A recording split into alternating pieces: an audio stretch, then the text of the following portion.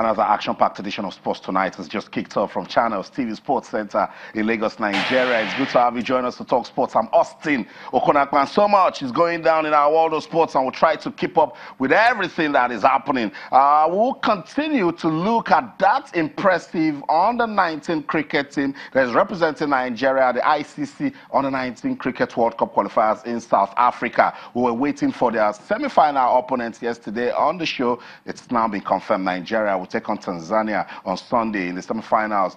They get to the final and they've qualified for the World Cup. We tried to reach Adam Okoya, who is the president of the Nigeria Cricket Federation, last night.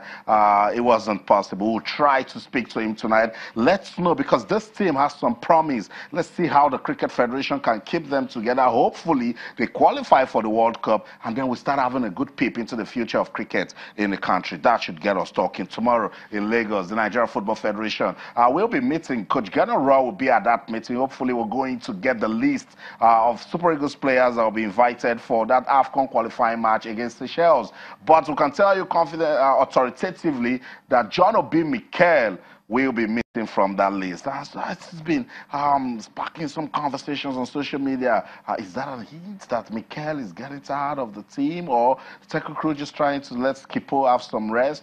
We're here, we'll talk about whatever you want to talk about. We're also getting ready. Tennis will get our attention on the show tonight because, yes, the U.S. Open is just right around the corner. And Sonny Young is standing by in Washington, D.C. to talk about the U.S. Open. A lot of boxing in the men. Sonny Young loves to box. So we'll take a look at what's going on at the welterweight, at the bantamweight, heavyweights. Boxing also getting our attention on the show tonight. We'll also take a look at DTigress. Hopefully this time it will be done. They will be in Lagos for the final campaign for the FIBA World Championships for women taking place right there in Spain. So that one will get us talking when they touch down in Lagos. I will try to get in touch with some of the players, the technical crew, find out how ready they are for the World Championship. So much going down in our world of sports. I also see Arsenal in the menu, still waiting for that win at the start of the new season.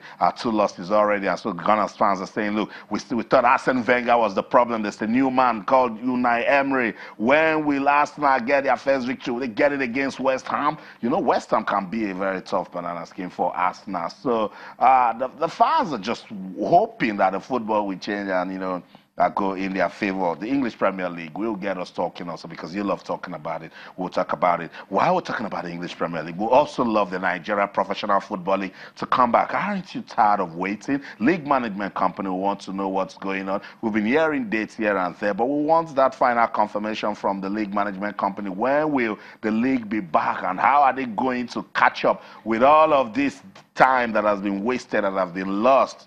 It's going to be tough, but we just want our football back. Sports Tonight on Channels Television. You can be part of the program. Yes, you can. Talk to us just about anything that is going down in our world of sports. That's why we're here. It is the Fun Factory. Now, let's hear from you. Yesterday, we opened that thread on our social media platform, asking you guys to tell us ways football can be developed in Nigeria. If you're a cricket fan, you can put cricket in the mix. If you're a basketball fan, put basketball right there. Let's talk about sports development in its totality. So let's continue that discussion. If you go to our Twitter handle, our channels_sports, you see right there. I want you to be part of what we'll be talking about tonight. So talk to us on Twitter, channels_sports, Facebook, channels-sports. You can send us an email. It's sportstonight@channelstv.com.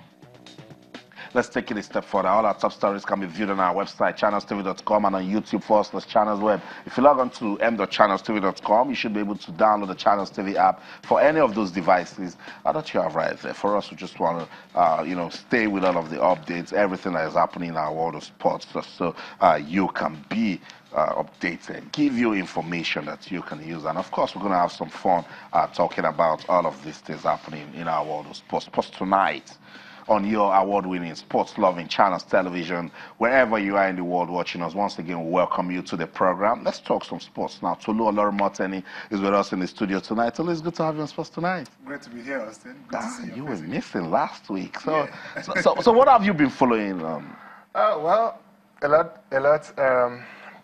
But it's interesting to see how Arsenal start live in the English Premier League without Arsene Wenger for the first time in 22 years. It's strange. It's equally strange to see Real Madrid play without Cristiano Ronaldo for the first time in 9 years. I saw Real Madrid opening 2 games of the season, both against Atletico Madrid and Getafe. Coincidentally, both are local derby rivals for them, and they won one and lost the other. But it's strange to see that the talisman, the club's highest goal scorer and iconic figure, is no longer there with them. And so it's interesting. And then just when I thought my week was interesting enough, then the news from the LMC came yesterday, and I'm wondering, oh, okay, it's been a great week so far for me, Austin. But then we look at it, so much criticism, but then, hey, the LMC have to do what they have to do. Yeah, the league has to end, and they have to equally think about the players who have a chance of playing in the continent, and then saving the face of the league. Look, a lot of things put into consideration there, but end of the day, they had a decision to make, and they had to make it. Is it favorable? We can debate it. So the crisis was nothing but an enemy. Big enemy. And this is what we spoke about over and over again, wanting it to end. Look, it's difficult enough to think that the league has to start again in December, saying as the league has to end before May, June, or June, July, which is supposed to be when the African Cup of Nations is supposed to be played next year in Cameroon. It was difficult enough already. But with the crisis, and then, hey, we can't even say we are completely out of it. Can we say that? And then, here we are, going into another public holiday on October 1st. Anybody playing on the continent means some games will be rescheduled, which means that the chances of the season ending on October 28th, as proposed by the LMC, is just still mere wishes. We wait to see it actually come to pass. And whatever happens afterwards, we wait to see. But then I think the players will suffer from this a whole lot, traveling how many days in between. Look, as it was already a jam-packed calendar, and now this has happened. So that was why I wanted us to, start off that conversation last night. We love our league football. It went off at the time we wanted it to stay on. So we're just hoping the that was wrong. Yeah, we're just hoping that the league management company, they find a way out of it. It's going to be difficult, but whatever they come out of it, we're just here for the football. And in the end, we want football to win, but it's going to be very, very tough on those clubs. But let's see what's going to come out of it. We're here, we're going to monitor our football, and hopefully football will emerge the winner at the end of the day. While football was going through all of those crises and stalling, other sports were busy, and basketball is one of them. The DTigress, Nigeria's senior women's basketball team. Remember, show some love and respect when you talk about them. They're champions of Africa. They're getting ready for the World Championships that will take place in Spain. September the 22nd, they'll be busy. So the Nigeria Basketball Federation, they've confirmed that the senior women's basketball team, that's the DTigress, will arrive in Lagos today in continuation of their preparation for the 2018 FIBA Women World Cup in Spain. The first batch of players, which will be led by coach Uju Alexander, will comprise Evelyn Akato, Cecilia Okoye, Jasmine Wape, Dominic Wilson, and Sarah Ogoke. On Friday, however, the second batch will be led by Coach Otis Ugli, and they will arrive in Lagos. Team captain Adaura Elonu, who currently got signed by WNBA side Atlanta Dreams, will join the team later. It's all about getting ready for the World Championships, Tolu. And I like when I see pictures as these, because it just tells you that team spirit can do it for the team, but they need a whole lot of preparations to impress. A lot of preparations and a lot of things going wrong in the NBBF for the past 1 month or thereabouts. First, it was the dismissal of Sam Vincent, who in the history of Nigerian basketball has to be credited as the most successful coach on the international scene. It just happens to be that every time he's been in charge of the DTigress, they've won the tournament in Africa. And look, he was dismissed not too long ago for some disciplinary reasons, and not too long ago, I think last week, we had the captain of the coach removed because of some other scuffle that took place in their camp base in Atlanta. Look, the timing is wrong. We're preparing for a major event that they have struggled hard to get to by winning the championship last year. How about just put everything aside and focus? And that's what we are hoping to get in Lagos when they come to camp again. But we've seen these things with coaches. They're hired to be fired. Lopetegui and Spain. Days to the World Cup. It was told to go. But I get what you mean with Sam Vincent. A lot of persons are already, used to. We had him on this program to talk about what was alleged against him. The MBBF says, look, this man is busy with other things. It's not giving the team the sort of attention that they need. And come on, I mean, if the MBBF can say that, then truly you would need to get somebody that is going to give the team 100% attention. That is exactly what you need. You don't want to be working on your part, and the coach is supposed to prepare the players, because everything the MBBF does is subject to whatever the coach and the coaching crew do with the players on the court. So you don't want to do your best on the administrative part of things, and then the coach is not doing what he should be doing. Look, I think these things are clear. If you cannot give 100% to the team, you don't meet every other weekend. You don't meet every month. It's just when you prepare for international meets like this that you meet, and you can't give 100%. I think questions should be asked, and they equally have to look at themselves and say, we are investing a whole lot into making everything work right, because if things go wrong, we probably wouldn't talk about Sam Vincent, we probably wouldn't talk about players. The first thing we will talk about as pundits and analysts of the situation will be, did the NBBF do everything right to ensure that the coaching crew and the players get everything they need in preparedness for the World Cup? And that is where it comes back to. So I think the NBBF had a tough decision to make, and they made it. It takes a lot of guts to do that, but they've done it, and they've stuck to it. So let's see what happens next. So the campaign in Lagos, which opens from tomorrow, I guess, means that more players have a chance to, do their best, give whatever they have to give to make the final cut to make it to the World Cup. Okay, so that's it. The DTigress, we want to wish them all the best. You just need some of, should I say, good publicity. You need good publicity. We're preparing for a world championship just as this, and for them being champions of Africa.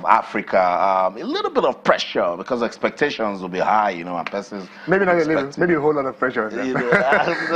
It comes. Let's not put more. Let's not put more. Everyone who is going to play against them, even if you don't know much about them individually, even if you don't know their indicators and all of that, the first thing that comes to your mind is, the first thing your coaches tell you is, they are the champions of Africa, and it is what it is.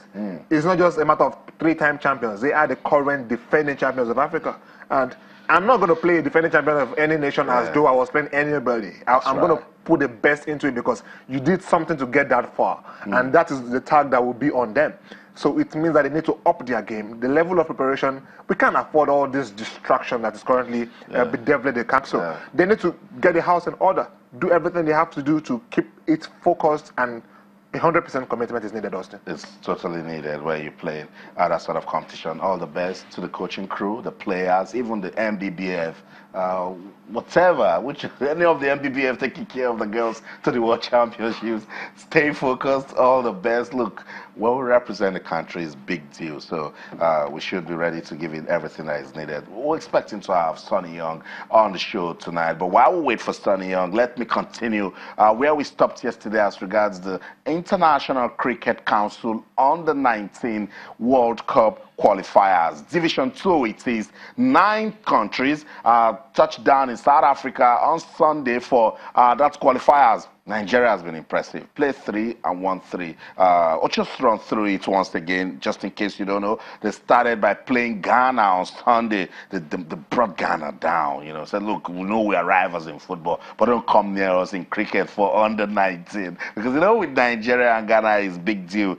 So Nigeria defeated Ghana by 265 runs in the second match against Mozambique. The young stars from Nigeria won by 10 wickets. Yesterday, they took on Lesotho, and they won by 9 wickets. So it's been a good one for Nigeria so far. We're waiting for their opponents. I can tell you now, it's been confirmed they will play Tanzania on Sunday in the semi-finals. Very, very important match for them, because if they win that one, they're as good as qualified for the World Cup.